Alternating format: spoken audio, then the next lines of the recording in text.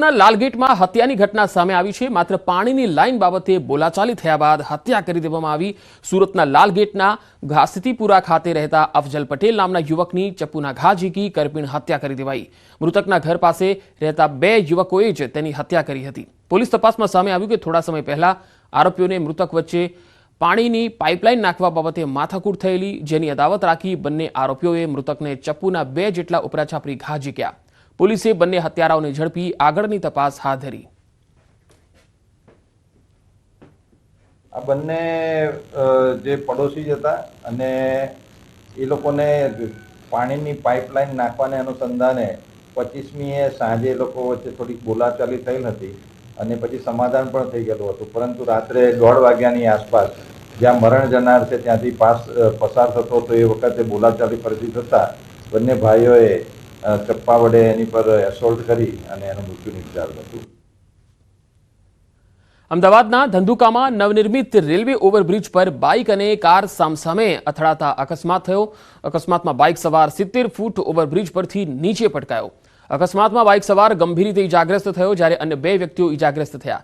ઇજાગ્રસ્તોને ધંધુકા RMS હોસ્પિટલમાં ખસેડાયા। ગંભીર રીતે ઇજાગ્રસ્ત બાઇક સવારને વધુ સારવાર માટે અમદાવાદ ખસેડાયો હતો।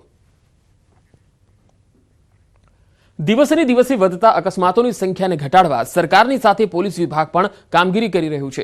આ જ કામગીરીના ભાગરૂપે સુરત પોલીસે કાર્યવાહી કરી। અકસ્માતો માટે ગાડીમાં હાઈ વોલ્ટેજ ફ્લેશ લાઇટ અકસ્માતો માટે સૌથી વધુ જવાબદાર હોય છે।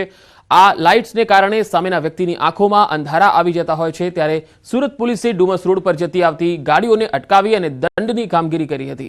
એટલું જ નહીં, પોલીસે ગાડીઓના શોરૂમના મેનેજર અને મિકેનિકને સાથે રાખી કામગીરી કરી હતી।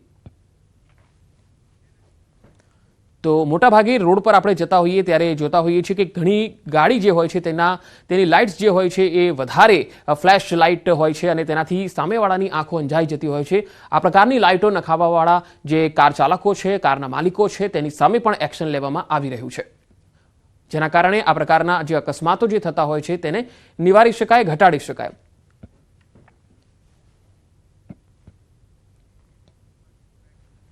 બીઝેડ પોન્જી સ્કીમ અંગે ન્યૂઝ 18નો મોટો ખુલાસો। ન્યૂઝ 18ની ટીમ પહોંચી મહાઠગ ભૂપેન્દ્ર ઝાલાના ઘરે। સાબરકાંઠાના ઝાલાનગરમાં રહે છે મહાઠગ ભૂપેન્દ્ર અને આલિશાન બંગલાની સામે મોંઘીદાટ ગાડીઓ, પરિવારજનોનો કંઈ પણ કહેવાનો ઇનકાર। તો આ ન્યૂઝ 18ની ટીમ પહોંચી છે ભૂપેન્દ્ર ઝાલાના ઘરે।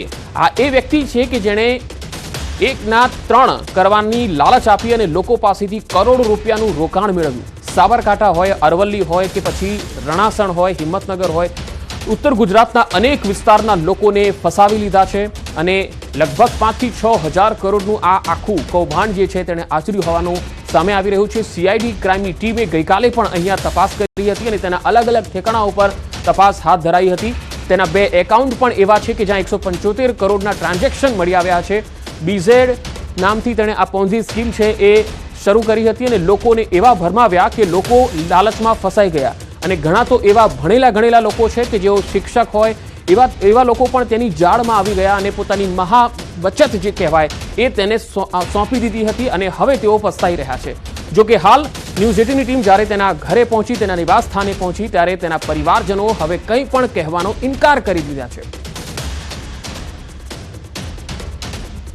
તો બીઝેડ પોન્ઝી સ્કીમ અંગે ન્યૂઝ 18નો મોટો ખુલાસો। મહાઠગના ઘરે જ્યારે અમારી ટીમ પહોંચી છે ત્યારે આલિશાન બંગલાની સામે મોંઘી ગાડીઓ જે છે એ પણ જોવા મળી રહી છે।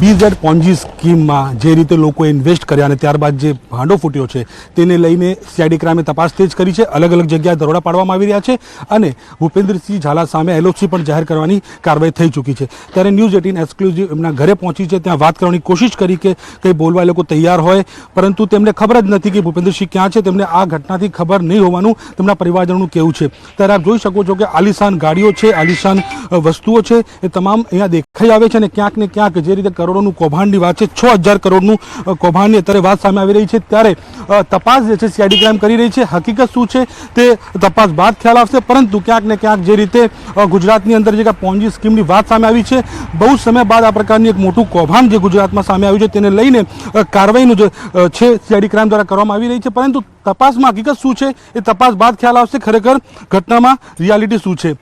અને ક્યાંક ને ક્યાંક જે રીતે અત્યારે સમગ્ર મામલો છે તે ખૂબ જ ચર્ચાસ્પદ છે, કારણ કે સીઆઈડી ક્રાઇમ તપાસ કરી રહી છે અને કરોડો રૂપિયાની જે વાત છે ત્યારે પરિવારજનો કહે છે અમને કંઈ ખબર નથી, એ ક્યાં છે, કોણે શું કર્યું, કોઈ એમને આઈડિયા નથી. જેથી અત્યારે પોલીસ જે છે તે કાર્યવાહી કરી રહી છે, તપાસ કરી રહી છે, અને તપાસ બાદ જે છે સમગ્ર હકીકત સામે આવશે કે રિયાલિટી શું છે અને ક્યાં છે ભૂપેન્દ્રસિંહ. અત્યારે તેમને પકડવા માટે પણ સીઆઈડી ક્રાઇમની ટીમો અત્યારે અલગ અલગ જગ્યાએ જઈ રહી છે. કેમેરામેન પ્રકાશ દેસાઈ સાથે નવીન ઝા, ન્યૂઝ 18 ગુજરાતી, ઝાલાવાડ, હિંમતનગર, સાબરકાંઠા. તો હવે પરિવારજનો એવું કહે છે કે તેમને કંઈ જ ખબર નથી, પણ કરોડ રૂપિયા જ્યારે બેફામ આવતા હતા અને લોકોને ફસાવવામાં આવતા હતા ત્યાં સુધી તો એમને ખૂબ મજા આવી. હવે જ્યારે પકડાયા છે, રેલો આવ્યો છે, ત્યારે હવે ઝેડ પોન્જી સ્કીમ અંગે ન્યૂઝ 18નો મોટો ખુલાસો. ન્યૂઝ 18ની ટીમ પહોંચી મહાઠગ ભૂપેન્દ્ર ઝાલાના ઘરે.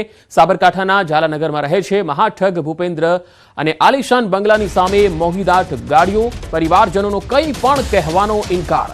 તો આ ન્યૂઝ 18ની ટીમ પહોંચી છે ભૂપેન્દ્ર ઝાલાના ઘરે.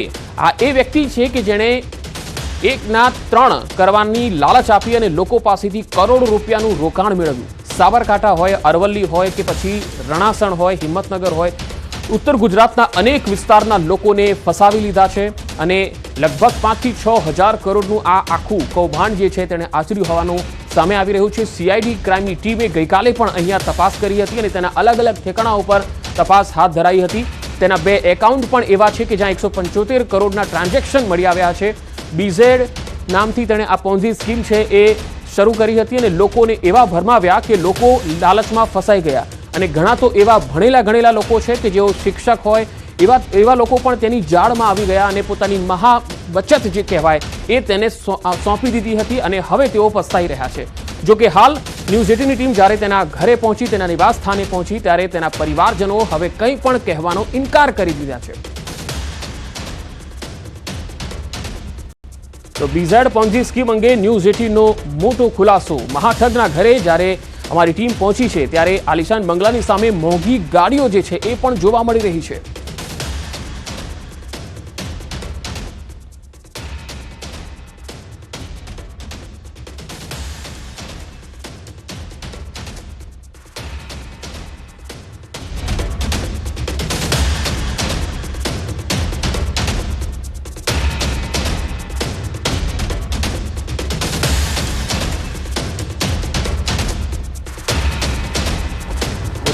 બીઝેડ પોન્જી સ્કીમમાં જે રીતે લોકોએ ઇન્વેસ્ટ કર્યા અને ત્યારબાદ જે ભાંડો ફૂટ્યો છે તેને લઈને સીઆઈડી ક્રાઇમે તપાસ તેજ કરી છે. અલગ અલગ જગ્યાએ દરોડા પાડવામાં આવી રહ્યા છે અને ભૂપેન્દ્રસિંહ ઝાલા સામે એલઓસી પણ જાહેર કરવાની કાર્યવાહી થઈ ચૂકી છે. ત્યારે ન્યૂઝ 18 એક્સક્લુઝિવ એમના ઘરે પહોંચી છે, ત્યાં વાત કરવાની કોશિશ કરી કે કંઈ બોલવા એ લોકો તૈયાર હોય, પરંતુ તેમને ખબર જ નથી કે ભૂપેન્દ્રસિંહ ક્યાં છે. તેમને આ ઘટનાથી ખબર નહીં હોવાનું તેમના પરિવારજનોનું કહેવું છે. ત્યારે આપ જોઈ શકો છો કે આલિશાન ગાડીઓ છે, આલિશાન વસ્તુઓ છે, એ તમામ અહીંયા દેખાઈ આવે છે અને ક્યાંક ને ક્યાંક જે રીતે કરોડોનું કૌભાંડની વાત છે, 6000 કરોડનું કૌભાંડની અત્યારે વાત સામે આવી રહી છે, ત્યારે તપાસ જે છે સીઆઈડી ક્રાઇમ કરી રહી છે. હકીકત શું છે તે તપાસ બાદ ખ્યાલ આવશે, પરંતુ ક્યાંક ને ક્યાંક જે રીતે ગુજરાતની અંદર જે પોન્જી સ્કીમની વાત સામે આવી છે, બહુ સમય બાદ આ પ્રકારની એક મોટું કૌભાંડ જે ગુજરાતમાં સામે આવ્યું છે, તેને લઈને કાર્યવાહીનું જે છે સીઆઈડી ક્રાઇમ દ્વારા કરવામાં આવી રહી છે, પરંતુ તપાસમાં હકીકત શું છે એ તપાસ બાદ ખ્યાલ આવશે ખરેખર ઘટનામાં રિયાલિટી શું છે.